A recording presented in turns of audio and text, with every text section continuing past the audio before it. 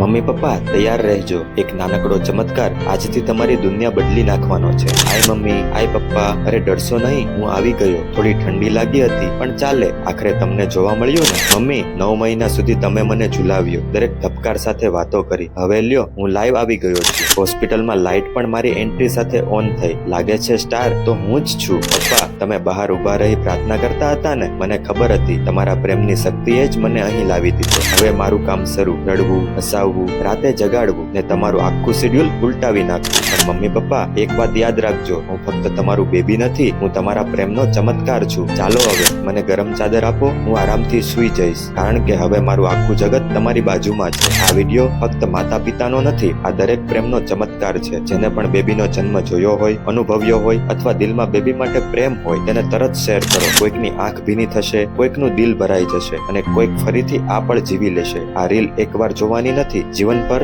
સાચવી રાખવાની છે. Save it, share it, spread the magic.